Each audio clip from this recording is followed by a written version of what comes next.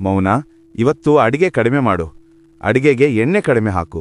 ಇತ್ತೀಚೆಗೆ ಖಾರ ತುಂಬ ಜಾಸ್ತಿ ಹಾಕ್ತಿದ್ಯಾ ನೋಡು. ಎಲ್ಲವನ್ನೂ ಅಲ್ಪ ಸ್ವಲ್ಪವಷ್ಟೇ ಹಾಕು. ಇವತ್ತು ತುಂಬ ಚಳಿ ಇದೆ, ಸ್ನಾನ ಮಾಡಬೇಡ. ದೇವರಿಗೆ ನಿನ್ನೆ ತಾನೇ ದೀಪ ಹಚ್ಚಿದ್ಯಾ, ಇವತ್ತು ದೀಪ ಹಚ್ಚಬೇಡ, ಎಣ್ಣೆ ಖಾಲಿ ಆಗ್ತದೆ. ಮತ್ತೆ ಯಾರಾದ್ರೂ ಭಿಕ್ಷೆ ಕೇಳಲು ಬಂದರೆ ಮನೆಯಲ್ಲಿ ಏನೂ ಇಲ್ಲ ಎಂದು ಹೇಳಿ ಕಳುಹಿಸು ಎಂದು ಹೇಳಿ ಅಂಗಡಿಗೆ ಹೊರಟನು. ಈತನು ಗೊರವಯ್ಯ ನೀವೇ ನೋಡಿದಿರಲ್ಲವೇ? ಈತನು ಎಷ್ಟು ಜಿಪ್ಪನಮೆಂದು ನಿಮಗೆ ನಾನು ಹೇಳುವುದಕ್ಕಿಂತ ಮುಂಚೆ ತಿಳಿದಿರುತ್ತದೆ. ಇವನ ಹೆಂಡತಿ ಮೌನ. ಹೆಸರಿಗೆ ತಕ್ಕಂತೆ ಈತಳು ಯಾವಾಗಲೂ ಮೌನಳಾಗಿರುತ್ತಿದ್ದಳು. ತುಂಬಾ ವಿನಯವಂತೆ, ಉತ್ತಮ ಸ್ವಭಾವದವಳಾಗಿದ್ದಳು. ಅವಳು ಶಿವನ ಭಕ್ತೆಯಾಗಿದ್ದಳು. ಯಾವಾಗಲೂ ಶಿವನ ಜಪವನ್ನೇ ಮಾಡುತ್ತಿದ್ದಳು. ಗಂಡನ ಈ ಮಾತುಗಳಿಂದ ತುಂಬಾ ನೊಂದುಕೊಳ್ಳುತ್ತಿದ್ದಳು. ಆದರೆ ಗಂಡನಿಗೆ ತುಂಬಾ ಹೆದರುತ್ತಿದ್ದಳು. ಗಂಡನು ಏನೇ ಹೇಳಿದರೂ ಸರಿ ಎಂದು ಮಾಡುತ್ತಿದ್ದಳೆ ಹೊರತು ಯಾವ ಕಾರಣಕ್ಕೂ ಗಂಡನಿಗೆ ಎದುರು ಮಾತನಾಡುವವಳಲ್ಲ. ಪರೋಪಕಾರಿ. ಒಂದು ಹೊತ್ತು ಊಟ ಮಾಡುವುದನ್ನು ತಪ್ಪಿಸುತ್ತಿದ್ದಳು. ಆದರೆ ದೇವರನ್ನು ಪೂಜಿಸುವುದನ್ನು ಯಾವುದೇ ಕಾರಣಕ್ಕೂ ತಪ್ಪಿಸುತ್ತಿರಲಿಲ್ಲ. ಇವರದು ಒಂದು ಬಂಗಾರದ ಅಂಗಡಿ ಇತ್ತು. ಗಂಡನು ದಿನಾಲು ಬಂಗಾರದ ಅಂಗಡಿಗೆ ಹೋದ ತಕ್ಷಣವೇ ದೇವರಿಗೆ ದೀಪವನ್ನು ಹಚ್ಚುತ್ತಿದ್ದಳು, ನೈವೇದ್ಯ ಮಾಡುತ್ತಿದ್ದಳು. ಗಂಡ ಬರುವುದರೊಳಗೆ ಎಲ್ಲವನ್ನೂ ತೆಗೆದಿಟ್ಟು ಏನೋ ಗೊತ್ತಿಲ್ಲದವಳ ತರವಿರುತ್ತಿದ್ದಳು. ಆದರೆ ಶಿವನಲ್ಲಿ ತನ್ನ ಗಂಡನ ಬದಲಾವಣೆಯನ್ನು ಪ್ರತಿದಿನವೂ ಬೇಡಿಕೊಳ್ಳುತ್ತಿದ್ದಳು. ಮೌನಾಳು ಮನೆ ಕೆಲಸಗಳನ್ನು ಮುಗಿಸಿಕೊಂಡು ಮಂಚದ ಮೇಲೆ ಕುಳಿತಿರುತ್ತಾಳೆ. ಅಷ್ಟರಲ್ಲಿ ಒಬ್ಬ ಭಿಕ್ಷುಕ ಬರುತ್ತಾನೆ.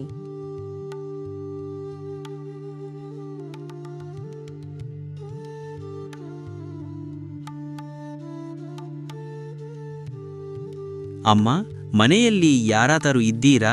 ಹೊಟ್ಟೆ ತುಂಬಾ ಹಸಿದಿದೆ. ಊಟವಿದ್ದರೆ ಕೊಡಿ, ನಿಮಗೆ ಪುಣ್ಯ ಬರುತ್ತದೆ. ಮೌನಾಳಿಗೆ ತುಂಬಾ ಬೇಸರವಾಯಿತು. ಏಕೆಂದ್ರೆ ಅವಳ ಗಂಡ ಅವಳಿಗೆ ಮತ್ತು ಅವನಿಗೆ ಮಾತ್ರ ಅಡುಗೆ ಮಾಡಿಸುತ್ತಾನೆ. ಭಿಕ್ಷಕನಿಗೆ ಕೊಡಲು ಹೆಚ್ಚಿಗೆ ಅನ್ನವೂ ಇಲ್ಲ. ಮೌನಾಳು ಬೇಸರದಿಂದಲೇ ಮನೆಯ ಹೊರಗಡೆ ಬಂದಳು. ನೋಡಿ, ದಯವಿಟ್ಟು ನನ್ನನ್ನು ಕ್ಷಮಿಸಿಬಿಡಿ. ನಿಮಗೆ ಕೊಡಲು ನನ್ನತ್ತಿರ ಅನ್ನವಿಲ್ಲ. ತಾಯಿ, ನೀವು ಸುಳ್ಳು ಹೇಳುತ್ತಿದ್ದೀರಾ? ಮನೆಯಲ್ಲಿ ಅನ್ನವನ್ನು ಇಟ್ಟುಕೊಂಡು ನನ್ನ ಮುಂದೆ ಇಲ್ಲ ಎಂದು ಸುಳ್ಳು ಹೇಳುತ್ತಿದ್ದೀರಲ್ಲ. ನಿಮಗೆ ಕೊಡುವ ಮನಸ್ಸಿಲ್ಲವಾ? ಸ್ವಾಮಿ, ಹಾಗೇನಿಲ್ಲ. ಅದು ಸ್ವಲ್ಪವಿದೆ. ಅದರಲ್ಲಿ ನಿಮ್ಮ ಹೊಟ್ಟೆಯೂ ಕೂಡ ತುಂಬುವುದಿಲ್ಲ. ಅದು ಎಲ್ಲ ಸೇರಿ ಒಂದು ತುತ್ತು ಕೂಡ ಆಗುವುದಿಲ್ಲ. ತಾಯಿ, ಈ ಹಸಿದ ಹೊಟ್ಟೆಗೆ ಒಂದು ಅಗಳು ಅನ್ನವೂ ಇದ್ದರೆ ಸಾಕು. ದಯವಿಟ್ಟು ನಿಮ್ಮ ಹತ್ತಿರವಿರುವ ಅನ್ನವನ್ನು ನನಗೆ ಕೊಟ್ಟು ನನ್ನ ಹೊಟ್ಟೆ ತುಂಬಿಸಿ.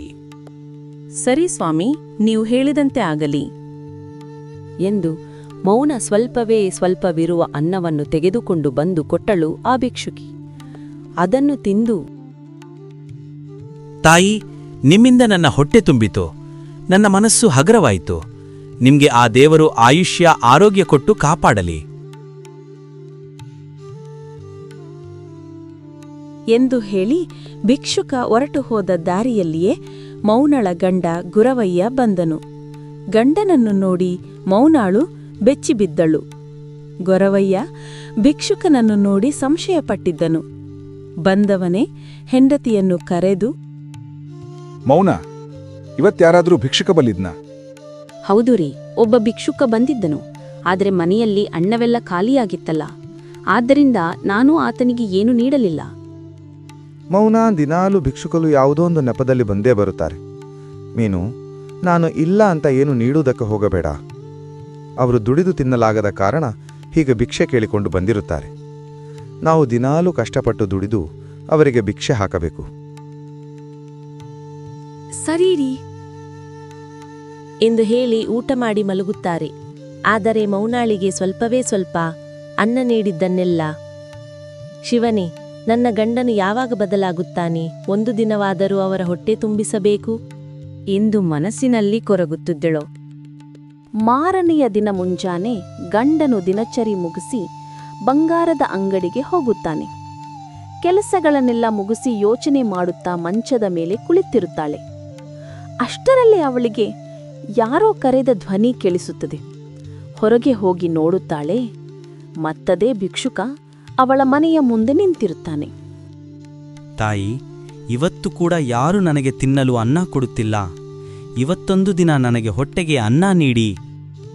ಸ್ವಾಮಿ, ನಿನ್ನೆ ಅಷ್ಟಾದ್ರೂ ಹಣ ಉಳಿದಿತ್ತು. ನನ್ನ ಗಂಡ ಎಲ್ಲವನ್ನು ಖಾಲಿ ಮಾಡಿಯೇ ತೊಳೆದು ಹೋಗಿದ್ದಾನೆ. ನನ್ನದೆನ್ನುವುದು ಏನೂ ಇಲ್ಲ. ತಾಯಿ, ಹೀಗೆ ಹೇಳಬೇಡಿ. ದಯಮಾಡಿ ನನ್ನ ಹಸಿವನ್ನು ತಣಿಸಿ. ಸ್ವಾಮಿ, ದಯವಿಟ್ಟು ನನ್ನನ್ನು ಕ್ಷಮಿಸಿಬಿಡಿ. ನನ್ನ ಹತ್ರ ನಿಮಗೆ ಕೊಡಲು ಏನೂ ಇಲ್ಲ. ತಾಯಿ, ನೀವು ಮತ್ತೆ ಸುಳ್ಳು ಹೇಳುತ್ತಿದ್ದೀರಲ್ಲ. ನಿಮ್ಮದು ಎಂದು ಏನಾದರೂ ಒಂದು ಇದ್ದೇ ಇರುತ್ತದೆ. ನಿಮ್ಮ ಊರಿನಲ್ಲಿ ಹಾಕಿರುವ ಮೂಗುತಿ ನಿಮ್ಮ ಸ್ವಂತದಲ್ಲವೇ? ಅದನ್ನಾದರೂ ಕೊಡಬಹುದಲ್ಲವೇ? ನನ್ನ ಗಂಡನು ಎಂದಿಗೂ ತನ್ನ ಜೀಪನತನದಿಂದ ಭಿಕ್ಷೆ ನೀಡಲು ಬಿಡುವುದಿಲ್ಲ. ನನ್ನದೆಂದು ಈ ಮನೆಯಲ್ಲಿ ಇರುವುದು ನನ್ನ ಮೂಗುತಿಯಷ್ಟೇ. ಇವತ್ತಾದರೂ ಈ ಸ್ವಾಮಿಯ ಹೊಟ್ಟೆ ತುಂಬಿಸೋಣ ಎಂದು ಯೋಚಿಸಿ ತನ್ನ ಮೂಗುತಿಯನ್ನು ಭಿಕ್ಷುಕನಿಗೆ ಕೊಟ್ಟಳು. ತಾಯಿ, ನಿಮ್ಮ ಈ ಋಣವನ್ನು ತೀರಿಸಲು ನನ್ನಿಂದ ಆಗದು. ನಿಮ್ಮ ಈ ಗುಣಕ್ಕೆ ಆ ಭಗವಂತನು ಮೆಚ್ಚಿದ್ದಾನೆ. ನಿಮ್ಮ ಜೀವನ ಸುರಮಯವಾಗಿರಲಿ. ನಿಮಗೂ ಹಾಗೂ ನಿಮ್ಮ ಗಂಡನಿಗೂ ಆಯುಷ್ಯ ಆರೋಗ್ಯ ಕೊಟ್ಟು ಕಾಪಾಡಲಿ ಎಂದು ಹೇಳಿ ಭಿಕ್ಷುಕನು ಹೊರಗೆ ಹೋದನು. ಆದರೆ ಮೌನಾಳ ಭಯವು ಇಮ್ಮಡಿಯಾಯಿತು. ಗಂಡನು ಕೇಳಿದರೆ ಏನೆಂದು ಹೇಳುವುದು? ಏನು ಹೇಳಿದರೆ ಗಂಡ ಸುಮ್ಮನಾಗುತ್ತಾನೆ ಎಂದೆಲ್ಲ ಯೋಚಿಸತೊಡಗಿದಳು. ಭಿಕ್ಷುಕನು ಮೂಗುತಿಯನ್ನು ಕೊಟ್ಟು ಹಣ ಪಡೆಯಲು ಒಂದು ಬಂಗಾರದ ಅಂಗಡಿಗೆ ಹೋದನು. ಭಿಕ್ಷುಕನು ಹೋದ ಅಂಗಡಿ ಗೊರವಯ್ಯನದೇ ಆಗಿತ್ತು. ಬನ್ನಿ, ಏನಾಗ್ಬೇಕಾಗಿತ್ತು? ಏನಾದರೂ ಖರೀದಿ ಮಾಡ್ತೀರಾ? ಭಿಕ್ಷೆ ಎತ್ತಿ ತುಂಬಾ ಹಣ ಮಾಡಿರ್ಬೇಕಲ್ವೇ? ಬನ್ನಿ, ಏನಾದರೂ ತೆಗೆದುಕೊಳ್ತೀರಾ ಅನ್ಸುತ್ತೆ. ಇಲ್ಲ ಸ್ವಾಮಿ, ನನ್ನ ತೀರ ಒಂದು ಬಂಗಾರದ ವಸ್ತುವಿದ್ದು ಹೊಟ್ಟೆ ತುಂಬ ಹಸಿವಿದೆ. ಆದ ಕಾರಣ ಇದನ್ನು ತೆಗೆದುಕೊಂಡು ನನಗೆ ಹಣ ಕೊಡಬೇಕಿತ್ತು. ಸರಿ ಸರಿ, ಏನದು? ಭಿಕ್ಷುಕನು ತನ್ನ ಕೈಲಿದ್ದ ಮೂಗುತಿಯನ್ನು ಗೊರವಯ್ಯನ ಮುಂದೆ ಇಟ್ಟನು. ಗೊರವಯ್ಯನು ಆಶ್ಚರ್ಯಚಕಿತನಾದನು. ಏಕೆಂದರೆ ಆ ಮೂಗುತಿಯು ತನ್ನ ಹೆಂಡತಿಯವೇ ಎಂದು ಆತನಿಗೆ ಗೊತ್ತಿತ್ತು. ನೋಡಿ, ಇದನ್ನು ತೂಕ ಮಾಡುವ ತಕ್ಕಡಿ ಮನೆಯಲ್ಲಿ ಬಿಟ್ಟು ಬಂದಿದ್ದೇನೆ. ಮನೆ ಹತ್ತಿರದಲ್ಲಿಯೇ ಇದೆ. ತೆಗೆದುಕೊಂಡು ಬರುತ್ತೇನೆ. ಅಲ್ಲಿಯವರೆಗೂ ಇಲ್ಲಿಯೇ ಕುಳಿತಿರಿ. ಸರಿಯಯ್ಯ, ಹೊಟ್ಟೆ ತುಂಬಾ ಹಸಿದಿದೆ. ದಯವಿಟ್ಟು ಸ್ವಲ್ಪ ಬೇಗನೆ ಬನ್ನಿ. ಲಘು ಬಗೆಯಿಂದ ಗೊರವಯ್ಯ ಮನೆಗೆ ಬಂದು ಬಾಗಿಲ ಬಡಿದನು. ಮೌನಾಳು ಬಿಚ್ಚಿಬಿದ್ದಳು. ಮೂಗುತಿಯಿಲ್ಲದ ಮೂಗನ್ನು ನೋಡಿ ತನ್ನ ಗಂಡ ಖಂಡಿತವಾಗಿಯೂ ಕೇಳುತ್ತಾಳೆ. ಏನು ಮಾಡುವುದೆಂದು ತೋಚುತ್ತಿಲ್ಲ. ಹಾಗೆಯೇ ತಲೆ ಕೆಳಗೆ ಹಾಕಿಕೊಂಡು ಹೋಗಿ ಬಾಗಿಲ ತೆಗೆದಳು.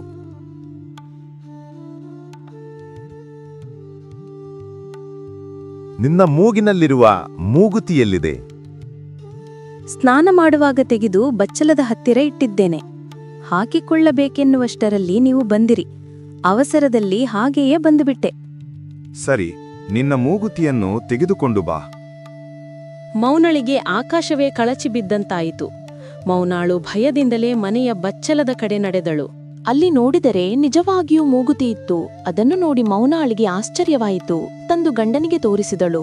ಗಂಡನಿಗೂ ಕೂಡ ಆಶ್ಚರ್ಯವಾಯಿತು. ತಕ್ಷಣವೇ ಮರಳಿ ಅಂಗಡಿಗೆ ಹೋದನು. ಮನೆಗೆ ಬರುವಾಗ ಆತನನ್ನು ಕಟ್ಟಿ ಅಂಗಡಿಯನ್ನು ಕಿಲಿ ಹಾಕಿಕೊಂಡು ಬಂದಿರುತ್ತಾನೆ. ಆದರೆ ಮರಳಿ ಹೋಗುವುದರೊಳಗೆ ಆತನು ಮಾಯವಾಗಿರುತ್ತಾನೆ. ಲಘು ಬಗೆಯಿಂದ ಮನೆಗೆ ತೆರಳಿ ನಡೆದ ವಿಷಯವನ್ನೆಲ್ಲ ಹೆಂಡತಿಯ ಮುಂದೆ ಹೇಳಿದನು. ರೀ, ನಿಮ್ಮ ಅಂಗಡಿಗೆ ಬಂದವನು ಭಿಕ್ಷುಕನಲ್ಲ, ಅವನು ಸಾಕ್ಷಾತ್ ಶಿವನೇ ಆಗಿರ್ಬೇಕು. ಹೌದು ಮೌನಾ, ನನ್ನಿಂದ ದೊಡ್ಡ ತಪ್ಪಾಗಿ ಹೋಯಿತು. ಆ ಶಿವಣ್ಣನ್ನೇ ನಾನು ಕಟ್ಟಿ ಕೂರಿಸಿ ಬಂದಿದ್ದೆ. ನನ್ನ ಅಹಂಕಾರದ ಬುದ್ಧಿಗೆ ಏನು ಹೊಳೆಯಲೇ ಇಲ್ಲ. ನನ್ನನ್ನು ಕ್ಷಮಿಸಿಬಿಡು. ನಾನು ಇವತ್ತಿನಿಂದ ಆ ಶಿವನ ಭಕ್ತನಾಗಿರುತ್ತೇನೆ.